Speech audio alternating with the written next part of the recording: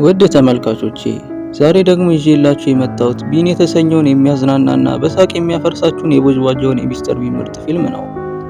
ላይክ እና ሰብስክራይብ እያደረጋችሁ እስከ መጨረሻው በማየት ተዝናኑ። ፊልሙ ሲጀምር ሚስተር ቢን በእንግሊዝ ውስጥ ሮያል አርት ጋላሪ በሚባል የስዕልና የጥበብ ሙዚየም ውስጥ ሲሰራ እያየን ነው። መስራት ስላችሁ ደግሞ ምንም የሚሰራው ነገር የለም። ቀኑን ሙሉ ተቀምጦ ይተኛል፣ ሲለው ደግሞ አፍንጫውን ይጠርጋል። በቃ ይሄ ነው ስራው። በዚህ ስራውም የሙዚየሙ ሰራተኞች በሙሉ ይጠሉታል። በጣምም ስለሚያናድዳቸው ሁሉም ሰው ቢን ከስራው እንዲባረር ይፈልጋል። ነገር ግን የሙዚየሙ ሊቀመንበር ቢንም በጣም ስለሚወደው ቢንም ማባረር የማይታሰብ ነገር ነው። በሌላ በኩል ደግሞ አሜሪካ ውስጥ ግሪሰን አርት ጋላሪ የሚባል ሌላ ትልቅ ጋላሪ አለ። በቅርቡም እዛ ጋላሪ ውስጥ አንድ ትልቅ ዝግጅት ይካሄዳል። ምክንያቱም ደግሞ አንድ ሰው ከፈረንሳይ ሀገር አንድ በጣም የታወቀ ስዕል እንዲገዙ $50 ሚሊዮን በስጦታ መልክ አበርክቶላቸዋል። ይህ ስዕልም በአሜሪካ ታሪክ ውስጥ በጣም ውድ ከሚባሉ ስዕሎች አንዱ ነው። ዝግጅቱም ለ2 ወር የሚቆይ ሲሆን ስዕሉ ለህዝብ እይታ በሚቀርብበት ጊዜም ዝግጅቱን የሚመራ አንድ ትልቅ የጥበብ ባለሙያ ያስፈልጋቸዋል። ለዚህም ቢን ወደሚሰራበት ሮያል አርት ጋላሪ ደብዳቤ ይልካሉ። ልክ ይህ ደብዳቤም እንግሊዝ ሲደርስ የጋላሪው ሰራተኞች ቢንን እንዴት እንደሚያባሩ ስብሰባ ላይ ነበሩ።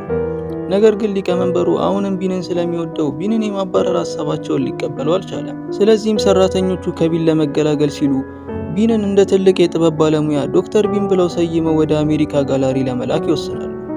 እናም ይህንኑ በደብዳቤ ለአሜሪካኖቹ ስላሳወቁ አሜሪካ ያሉትም የጋላሪው ሰዎች ደብዳቤውን ሲያነቡ ከእንግሊዝ የሚመጣው ሰው በጣም ትልቅ ባለሙያ ነው ብለው ይደመድማሉ። አሁን የዚህን ታሪክ ዋና ገጸ ባህሪ ዴቪድን ላስታውቃችሁ። ዴቪድ የአሜሪካው ጋላሪ ሰራተኛ ነው። እናም ይህንን ትልቅ ባለሙያ ሆቴል ከማሳረፈው ቤቴ ባሳርፈው ብዙ ነገር እማራለሁ ብሎ አስቦ ቢንን ቤቱ ለማሳረፍ ኃላፊነት ይወስዳል። ግን ምስኪኑ ዴቪድ ቤቱ ሄዶ ለሚስቱ ይህ እንግዳ ለ2 ወር እኛ ቤት ነው የሚያርፈው ብሎ ሲነግራት ጊዜ ሚስቱ አራስ ነብር ትሆንበታለች። ልጆቹም ቢሆኑ የማያውቁት ሰው ቤታቸው እንዲመጣ አልፈለጉም ነበር። ነገር ግን ዴቪድ ለጋላሪው ቃል ስለገባ ቤተሰቦቹን ከማሳመን ውጪ ሌላ ምንም አማራጭ አልነበረውም። በሌላ በኩል ደግሞ ሚስተር ቢን በህይወቱ ለመጀመሪያ ጊዜ በፈርስት ክላስ አውሮፕላን በመጓዙ ትኬቱን ይዞ በደስታ ለሁሉም እንቁልልጭ እያለ ሲዞር ይቆያል። ቆይቶ መጨረሻ ላይም አንድ አዛውንት አጠገብ ይቀመጣል። ማታ ላይም በአውሮፕላን ውስጥ ያሉት ሰዎች ሲተኙ አጠገቡ አንድ ትንሽ የታመመ ልጅ ተቀምጦ ያያል።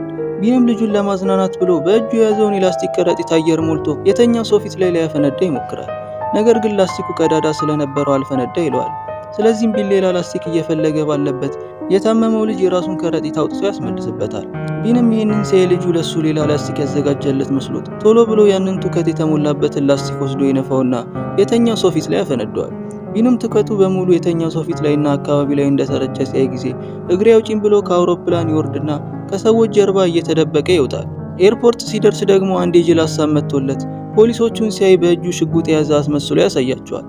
ፖሊሶቹም አሸባሪ መስሏቸው ተጠራጥረው ሳለ ጊዜ ቢን ይበልጥ ፖሊሶችን ለማጃጃል ሩጫ ይጀምራል። ፖሊሶቹም አሸባሪ ነው ብለው ኤርፖርቱን ሙሉ ሲያባሩት ይቆዩና መጨረሻ ላይ ግን ያገኙታል።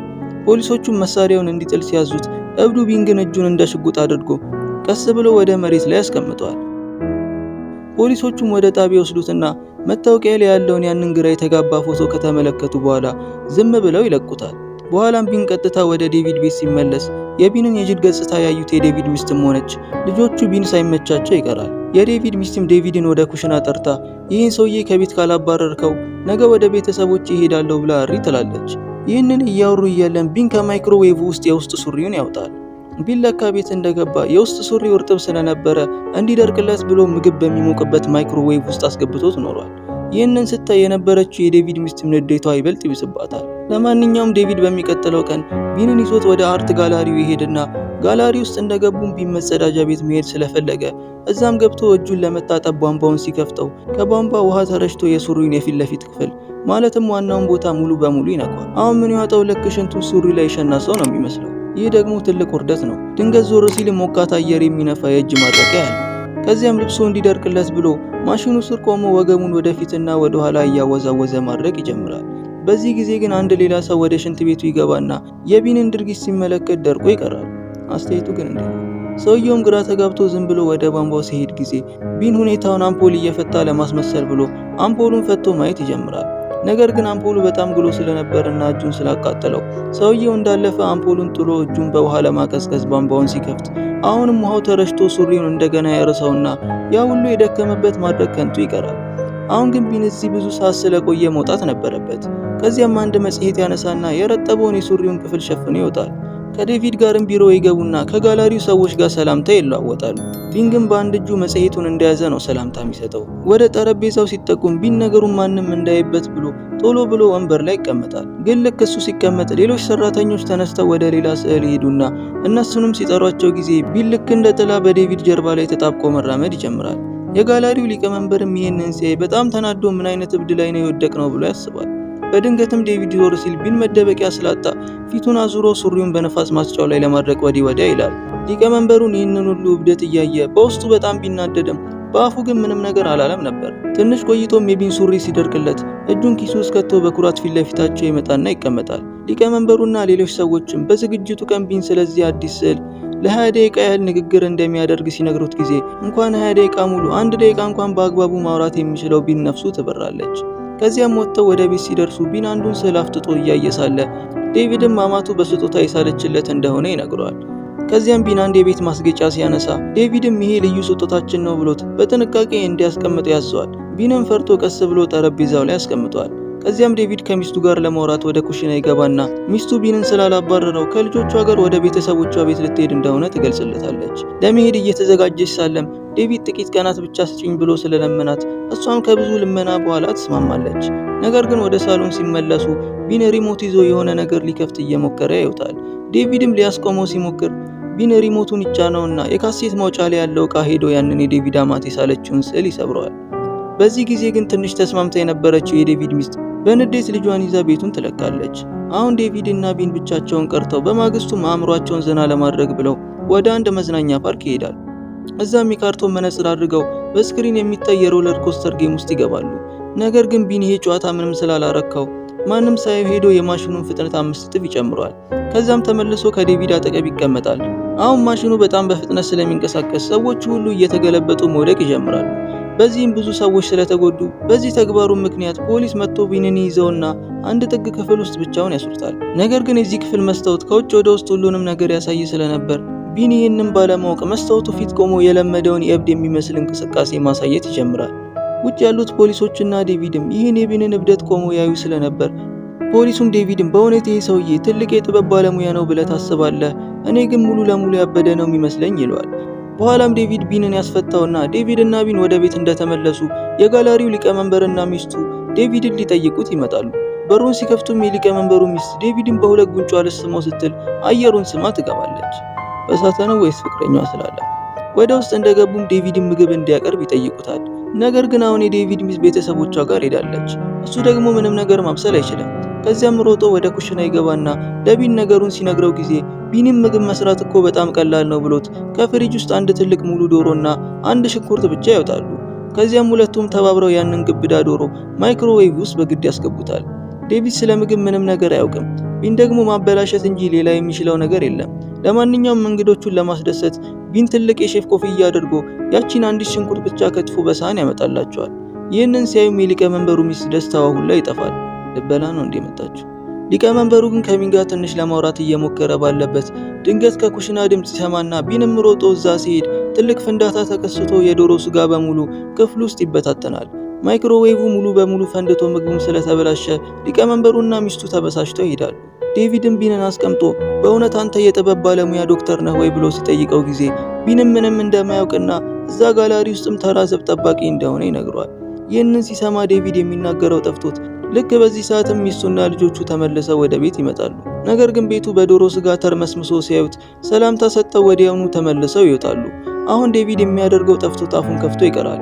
ማታ ላይም ዴቪድ ብቻውን ክፍል ውስጥ ሆኖ ስለ መጥፎ እድሉ ሲያስብ ያድራል።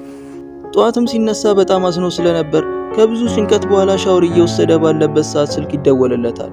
ከዚያም የ50 ሚሊዮን ዶላር የሚያወጣው ስዕል ከፈረንሳይ ወደ ጋላሪው እንደደረሰ ይነገረዋል። ዴቪድም ቶሎ ብሎ ቢንን ይዞ ወደ ጋላሪው ይሄዱና እዚያም ሲደርሱ ብዙ ሰዎች ቆመው ያንን ውብ ስዕል እያዩ ይመለከታሉ። ስዕሉም በጣም በሚያምር ፍሬም ውስጥ ተቀምጧል። ልክ ሲገቡም የጥበቃው ኃላፊ መጥቶ ለዴቪድ የስዕሉን መቆለፊያ ካርድ ይሰጠዋል። ከዚያም ሁሉም ለስብሰባ ሲሄዱ ቢን ግን ለዝግጅቱ ቀን ንግግር ስለሚያደርግ እዚሁ ስዕሉን አጥናው ብለው ትተውት ይሄዳሉ። ሁሉም በኮንፈረንስ ውስጥ ስለ ስዕሉ ደህንነት እየተወያዩ ባለበት ጊዜ ቢን ደግሞ ምንም ሳይገባው ስዕሉን ያፈጥበታል። ድንገትም ያስነጥሰውና ምራቁ ስዕሉ ላይ ይረጫል። ቢንም በመደንገጥ ቶሎ ብሎ ኪስ ውስጥ ያለውን መሐረብ አውጥቶ ስዕሉን ቢጠርገውም ነገር ግን ስዕሉን ሲያየው የስዕሉ ፊት ላይ ሰማያዊ ቀለም እንደተቀባ ያያል። ምን ተፈጠረ ብሎ መሐረቡን ሲያየው የራሱ እስክርቢቶ ፈሶበት መሐረቡ በሰማያዊ ቀለም ተነክሮ ኖሯል። አሁን ግራ የተጋባው ቢን ቶሎ ብሎ የክፍሉን በር ይቆልፈውና ስዕሉን በምራቁ እያረጠበ ለማጽዳት ይሞክራል። ነገር ግን ምራቁ ቀለሙን ስላላጠፋለት ስዕሉን ይዞ ጠረጴዛ የተሸከመ በማስመሰል ክፍሉን ለቆ ይወጣል። በጠባባ ኮሪደር ላይ ሲሄድም ከፊት ለፊቱ ጠረጴዛ የተሸከመ ሌላ ሰው ስለመጣ ቢንም በሚገርም ፍጥነትና ብልሃት የሰውየውን እይታ እንዲቀይር አታሎት ጥሎት ያልፋል። ቢንም የጽዳት ዕቃዎች ወዳሉበት ክፍል ይሄድና ፈልጎ አንድ የኬሚካል ማስጃ ያገኛል። እናም በዛ ኬሚካል ስዕሉን ሲጠርገው ወዲያውኑ የእስክርቢቶ ቀለም ይለቃል። ቢንም በነገሩ ተደስቶ ችግሩ እንደተፈታ እያሰበ ባለበት ነገር ግን ኬሚካሉ ኃይለኛ ስለነበር ከአንድ ደቂቃ በኋላ ቢን ሲያየው በኬሚካሉ ምክንያት የስዕሉ ቀለም ሙሉ በሙሉ እየቀለጠ መውረድ ይጀምራል። በዚህ ሰዓትም በኮንፈረንስ ክፍል ውስጥ ያሉት ሰዎች ሁሉ በደህንነት ጥበቃቸው ጠንካራነት አንዲት ትንኝ እንኳን ስዕሉን መንካት አትችልም እያሉ እየተኩራሩ ነበር። ቢን ግን እንደገና ኬሚካሉን ለማስለቀቅ ብሎ ስዕሉን በድጋሜ ሲጠርግ የስዕሉ ፊት ሙሉ በሙሉ ተፍቆ ይጠፋል። አሁን ቢን ምን እንደሚያደርግ ግራ ገብቶት ስዕሉን ይዞ ወደ ቀድሞ ክፍሉ ይመለሳል። ልክ እሱ እንደገባም ዴቪድ ተከትሎት ይመጣና ዴቪድ ስዕሉ በቦታው እንደሌለ አይቶ ስዕሉ የት ሄደ ብሎ ሲጠይቀው ጊዜ ቢንም እየተንቀጠቀጠ ያንን የተበላሸውን ስዕል ያሳየዋል። ዴቪድም ይህን ሲያይ ጊዜ አእምሮን ስቶ እየተዋከበ ሮጦ በሩን ይቆልፈውና ማልቀስ ይጀምራል። ዛሬ ስራዬን አጣለሁ፣ ሚስቴ ትፈታኛለች፣ እስር ቤት እገባለሁ፣ ልጆቼ አባት አልባ ይሆናሉ እያለ ሲያብድ ቢን ደግሞ አሁንም ያንን የተበላሸ ስዕል ደጋግሞ ያሳየዋል። ዴቪድም $50 ሚሊዮን እኮ ነው በ50 ሴኮንድ ያጠፋው እያለ መነጫነጩን ይቀጥላል። ለማንኛውም ስዕሉን እንደምንም ሸፍነውት ይተውትና በሚቀጥለው ቀን ዴቪድ በሐሳብ ብዛት ሊያብድ ይደርሳል። ጭንቀቱን ለማራገፍ ብሎም ቢንን ይዞት ወደ መጠጥ ቤት ይሄዳል። ሁለቱም በጣም እስኪሰክሩ ድረስ ይጠጡና ዴቪድም በስካር መንፈስ በሱ ምክንያት ሚስቱ እንደሄደችና ስራዬንም አጣለው እስር ቤትም እገባለሁ እያለ ሲያለቅስ ጊዜ ቢን የዴቪድ ህይወት በሱ ምክንያት በመበላሸቱ ራሱን እየወቀሰ በጣም ያዝናል። ማታ ላይም ሁለቱም ሰክረው በጣም በሚያስጠላ ድምፅ አሳዛኝ ዘፈን መስፈን ይጀምራሉ። ዘፈኑም ትናንት ሁሉም ነገር ጥሩ ነበር፣ ዛሬ ግን ምንም የለኝም፣ ሁሉንም ነገር አጣው የሚል ነበር። በዚህ በሚያስጠላ ድምጻቸውም እየዘፈኑ ወደ ቤት ሲገቡ የዴቪድ ሚስት ተመልሳ መጣ ነበር። ነገር ግን ዴቪድን በዚህ የስካር ሁኔታ ስታየው አሁንም ትበሳጫለች። ማታ ላይም ቢን ስለ ዴቪድ በጣም ስላዘነ አንድ አደገኛ እቅድ ያውጣና ብርጭቆ፣ ቢላዋ፣ እንቁላልና መዶሻ ይዞ ስዕሉን ለማስተካከል በሌሊት ይወጣል። ትንሽ ቆይቶም ጋላሪው እንደደረሰ የጋላሪው ጠባቂ ቡና እየጠጣ ያገኘዋል። ቢንም ከውጭ ሆኖ እርዱኝ እያለ ሲጮህ ጠባቂው ምን እንደተፈጠረ ለማየት ወደ ውጭ ይወጣና ቢንም ሾልኮ ገብቶ የጠባቂው ቡና ውስጥ ኃይለኛ የተቅማጥ መድኃኒት ይጨምርበታል። እንዲሁም የሽንት ቤት ቁልፉን በሌላ ይቀይረውና ጠባቂው ተመልሶ መጥቶ ያንን ቡና ሲጠጣ ወዲያውኑ ክፉኛ ሆዱን ያመዋል። ቶሎ ብሎም የተሳሳተውን ቁልፍ ይዞ ወደ ሽንት ቤት ቢሮጥም ነገር ግን ቁልፉ ስለተቀየረ ሽንት ቤቱ ሊከፈትለት አልቻለም። ትንሽ ቆይቶም በሩ አልከፈት ሲለው በሩን በኃይል መደብደብ ይጀምራል። በሌላ በኩል ደግሞ ቢን ያንን የተበላሸውን ስዕል አውጥቶ በቦታው የሞናሊዛ አይነት የገበያ ፖስተር አመጣና በእንቁላልና በተለያየ ነገር አርሞ ከኦሪጂናል ስዕሉ ጋር አመሳስሎ ይለጥፈዋል። ቢንም ኦሪጂናሉን ቆርጦ ፖስተሩን በቦታው አስተካክሎ ለጥፎት በሰላም ይወጣል። ጠዋት ላይም ዴቪድ እና ቢን ወደ ዝግጅቱ ቦታ ይጓዛሉ። ዴቪድ ግን ምንም የሚያውቀው ነገር ስላልነበረ አሁንም ስዕሉ እንደተበላሸ ነው የሚያስበው። እዚያም የሀገሪቱ ትላልቅ ባለስልጣንና ታዋቂ ሰዎች ቦታውን አጨናንቀውታል። በኋላም የሁሉም አይን ያረፈበት የስዕሉ መቆለፊያ ሊከፈት ሲል ዴቪድ በላብ ይጠመቃል። ስዕሉ ግን ሲከፈት ሁሉም ተደስቶ ያጨበጭባል። ስዕሉም ከሩቅ ሲታይ ኦሪጂናል ይሁን ፖስተር አይለይም ነበር። አሁን የቢን ንግግር የሚያደርግበት ሰዓት ደርሶ ሁሉም ሰው ከእንግሊዝ የመጣው ታላቁ ሚስተር ቢን ምን ሊያወራ ነው ብሎ በጉጉት ይጠባበቃል። ቢን ግን ስለ ጥበብ ምንም ስለማያውቅ ፊት ለፊት ቆሞ ትንሽ ዝም ካለ በኋላ እኔ ዶክተር ቢን እባላለሁ፣ የዚህ ስዕል ጠቀሜታ በጣም ትልቅ ነው። ይህ ስዕል ቀለም ብቻ አይደለም፣ ስዕሉ ሌላም ነገር አለው፣ ለምሳሌ ወረቀቱ ምናምን እያለ ማንም የማይረዳውን ወሬ መቀባጠር ይጀምራል። ግን ሰዎቹ ምንም ስላልገባቸው በጣም ትልቅ ፍልስፍና አለው ብሎ አስበው በኃይል ያጨበጭቡለታል። ዝግጅቱ ሊጠናቀቅ ሲልም የፖሊስ መኮንኑ ወደ ዴቪድ ይመጣና ልጁ የመኪና አደጋ ደርሶባት ሆስፒታል እንደሆነች ይነግረዋል። ዴቪድም እየሮጠ ወደ ሆስፒታል ሲሄድ እዚያም ቢንን ቆሞ ያገኘዋል። ዴቪድም ወደ ውስጥ ሲገባ ልጁ ኮማ ውስጥ እንደገባች ያያል። በዚህ መሃልም አንድ ሐኪም ከቢን ፊት ለፊት ሲያልፍ አንገቱ ላይ ያለው ማከሚያ መሳሪያ ይወድቅበትና ቢንም አንስቶ ሊመልስለት ሲል ነርሶቹ ቢንም መሳሪያውን ይዞ ሲያዩትና ልብሱ ላይ ዶክተር ቢን የሚል ጽሑፍ ስለነበር እውነተኛ ሐኪም መስሏቸው ቶሎ ብሎ ኦፕሬሽን ክፍል ውስጥ ያስገቡታል። እዚያም እያጣደፉ የሐኪም ልብስ ሲያለብሱት ቢን ግን ምንም መናገር አልቻለም። በዚህ መሃልም ታካሚው የኤርፖርቱ ፖሊስ ሆኖ ያርፋል። ፖሊሱም ቢንን ሐኪም ሆኖ ሲያየው ደንግጦ ራሱን ይስታል። ድንገትም ሌላ የድንገተኛ አደጋ ጥሪ ይመጣና ሌሎቹ ሐኪሞች ቢንን እዛው ትተው ይሄዳሉ። ቢን ግን ምንም ስራ ስላጣ የሚወደውን ቸኮሌት ሊበላ ሲል ቸኮሌቱ አምልጦት ፖሊሱ ሆድ ውስጥ ይገባል። ቢንም ማንም እንደሌለ ያረጋግጥና እጁን ፖሊሱ ሆድ ውስጥ አስገብቶ ቸኮሌቱን ሊያወጣ ሲል ያወጣው ነገር ግን ፖሊሱ ኦፕሬሽን እየተደረገ የነበረው ጥይት ይሆንበታል።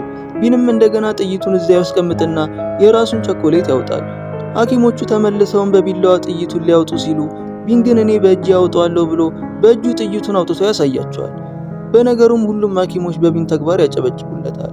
ቢን ከኦፕሬሽን ክፍሉ ሲወጣም ከዴቪድ ጋር ይገናኝና ዴቪድ ሐኪም መስሎት ወደ ልጁ ክፍል ጎትቶ ይወስደዋል።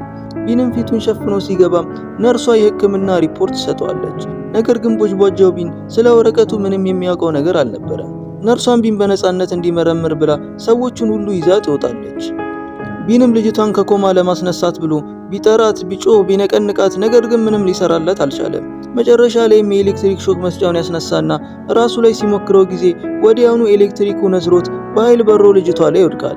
በዚህ ድንጋጤም ልጅቷ ከኮማ ስለነቃች ጩኸቷን የሰሙት ዴቪድና ሚስቱ ገብተው ልጃቸው ድና ያገኟታል። ቢንንም ይዘው እያመሰገኑት የፈለግከውን ጠይቀን እንሰጣለን ብቻ ፊትህን አሳየን ስላሉት ቢንም ፈርቶ ማስኩን ያወልቃል።